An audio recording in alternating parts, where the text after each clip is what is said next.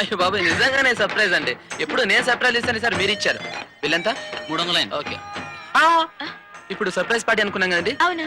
Bill ఇవ్వకుండా surprise ఇస్తే ఎలా? Come on, just follow me. అలాగే చేద్దాం. ఎక్స్క్యూజ్ మీ, ఏంటండి ఈ బిల్లు? 299 రూపాయలు అయితే 300 రూపాయలు వేసారు. కాదు సార్, కరెక్టే 300. ఏంటో నువ్వు రూపాయలకే సరిగ్గా చూడలేని వాడివి, ఇంత పెద్ద బిజినెస్ ఏం చూసుకుంటావా నువ్వు? ఏంటి నేను లెక్క తప్పేసానా? అవును. అందులోనూ ఓన్లీ 1 రూపీ. Yes. ఇంపాసిబుల్. అసలు నీకు లెక్కలేరావని నిరూపిస్తే బిల్లు వదులుకుంటావా? మీరు నిరూపించలేకపోతే డబుల్ బిల్ కడతారా? నేను రెడీ. ఏరా రెడీ. ఓకే, జాగ్రత్తగా విను. సింపులే. ఓకే చెప్పండి. ఇప్పుడు నువ్వు ఒక బట్టలు కొట్టి పెట్టావనుకో. పెడతాను సార్, అది నా చిరకాల వచ్చా. కంగ్రాట్స్. Thank you. ఓకే, నువ్వు ఇప్పుడు బట్టలు కొట్టి పెట్టావనుకో. పెట్టానండి.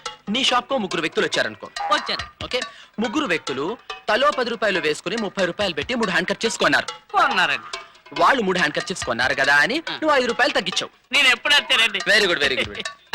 అప్పుడు మీ కుర్రాడు తీసుకెళ్లి 5 రూపాయలు వాళ్ళకి వెనక్కి ఇచ్చాడు. వాళ్ళు సంతోషించి కుర్రాడికి 2 రూపాయలు టిప్ ఇచ్చి మిగిలిన 3 రూపాయల్లో తలా 1 రూపాయి తీసేసుకున్నారు. Clear?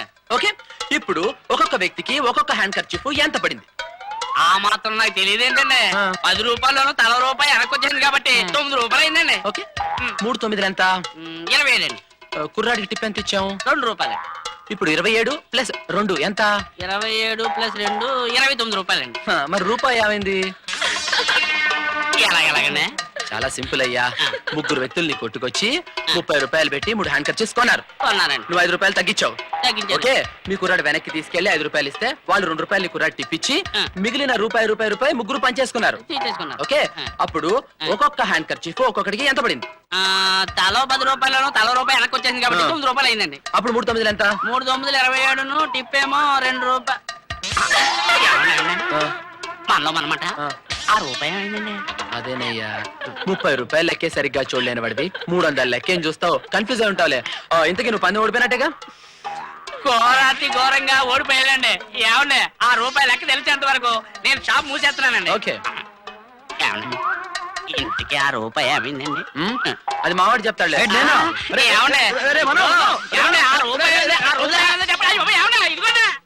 You are really brilliant మనో. నా బ్రిలియన్స్ కన్నా మీ నవ్వే చాలా అందంగా ఉందండి.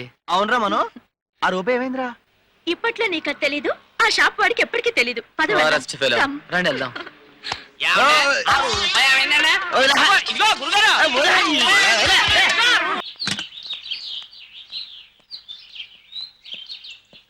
ఏందన్నా కొత్త బండి షురూ చేసినావు? అవురా, జరదా పాన్ కట్టు. రారా, ఇప్పటికే చాలా లేట్ అయిపోయింది. వెళ్దాం. ఒరే కొత్త బండి రా. కొత్త బండి అయితే మాలతి మాట వరుసగానే చెప్పకుండా కొత్త బండి కొందనమాట. అలాగా? వాడియరా మనం. ఏంటి? నువ్వు నా బండి తీసుకెళ్ళా సంచి నిలబడి ఉండు. బండి గాలి తీసేస్తాను. అప్పుడు మాలతి నడుచుకుంటూ వస్తుంది. అమ్మాయికి లిఫ్ట్ ఇస్తానని చెప్పి ఎక్కించుకో, ప్రేమించుకో. ఓహో, సూపర్ ఐడియా రా బామ్మర్ది. ఐ లవ్ యు రా. కమాన్ దా, రెచ్చిపోదాం. పదా.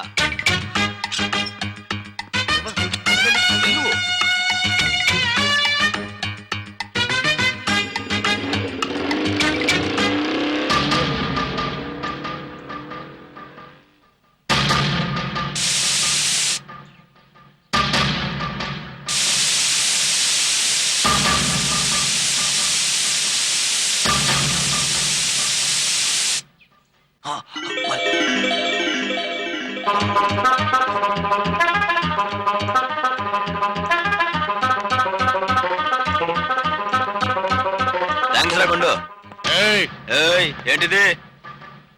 కొత్త బండికి గాలి తీస్తావు బే. ఈ కొత్త బండి మరి అమ్మాయి? దాదా, ఈ గాడి మీ వాడికి చెందిన విషయం నాకు తెలియదు. ఇప్పుడు ఎరికైందా? తెలిసింది.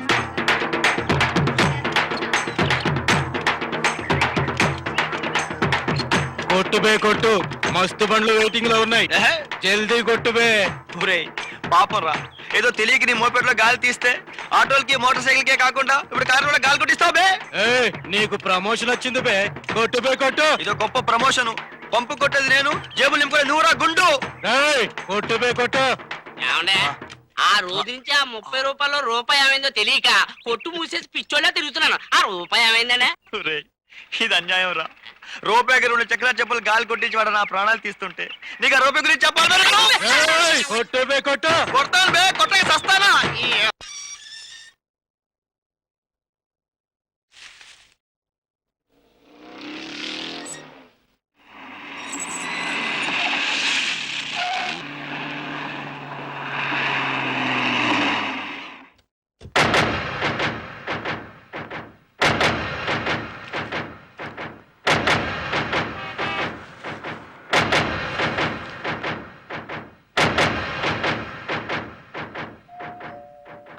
వస్తున్నా. ఎవరు? ఏంటి సార్? ఏంటండి? ఈ చెత్త నీదేనా? అవును మాదే. ఎందుకు రోడ్డు మీద పడేశావు? చెత్త రోడ్డు మీద పడిపోతే ఇంట్లో పెట్టుకుంటారండి. నీలాంటి చెత్త వెధవ ఇంట్లో ఉన్నప్పుడు చెత్త ఇంట్లో పెట్టుకోవడం తప్పు కాదు.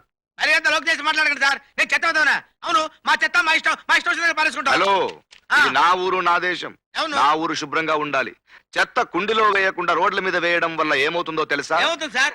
ఇది రంగారెడ్డి జిల్లా కింద వస్తుందని హైదరాబాద్ వాళ్ళు, కాదు ఇది హైదరాబాద్ కిందే వస్తుందని రంగారెడ్డి జిల్లా వాళ్ళు అనుకొని ఎవరు చెత్తను తీయరు. చెత్త పెరిగిపోతుంది, కుళ్ళిపోతుంది. కుళ్ళిపోయిన చెత్తల్లోకి తెల్ల ఎలుకలు వస్తాయి. తెల్ల ఎలుకలా? తెల్ల ఎలుకలు రావడం వల్ల కలరా వస్తుంది. కలరా ఫస్ట్ నిన్ను సోకుతుంది. నీకు కలరా సోకుంది కాబట్టి నీ భార్య నిన్ను వదిలేసి వెళ్ళిపోతుంది. సార్ అంటే రోజుకి 73 విరోచనాలు, 66 వాంతులు. నీ కాళ్ళు పీక్కుపోతాయి, నీ నాలుక ఎండిపోతుంది. ఈ ఊళ్ళో ఉన్న అందరూ ఇళ్లు ఖాళీ చేసి వెళ్ళిపోతారు. చివరికి డాక్టర్లు కూడా ఈ ఊరికి రావడానికి భయపడతారు. నువ్వు దిక్కులేని వాడివై స్పృహ తప్పి పడిపోతావు. అంటే రాబందులు వస్తాయి. నువ్వు బ్రతికుండగానే నిన్ను పీక్కు తింటాయి. మధ్యలో రాబోతులు ఎందుకులే సార్? కలరా వచ్చిన బాడీలంటే రాబందులకి జిలేబీ లాంటివి. అవి నీ బాడీని పీక్కు తింటాయి. తలకాయ వదిలేసి వెళ్ళిపోతాయా సార్? కాదు, తలని ప్రేమతో తన పిల్లల కోసం తీసుకెళ్తే అక్కడ పిల్లలు నీ తలని పొడిచి పొడిచి తింటాయి. సార్ మీకు దండం పెడతాను సార్. ఏ నుంచి మా ఇంట్లో చెత్తే కదా సార్, మా వీధిలో వాళ్ళ చెత్త కూడా నా చేతులతోనే తీసుకెళ్లి డస్ట్ బిన్ లో పడేస్తాను సార్. నా కలర్ రాదు కదా సార్. ఏ ఊరినైనా ఇది నా చెత్త తెచ్చి నా మొహాన్ని కొట్టి నా కలర్ వస్తుందని భయపెట్టి చంపుతావా? ఈ చెత్త తీసుకుపోయి శుభ్రంగా మీరు వాళ్ళ పెట్టుకుంటాను.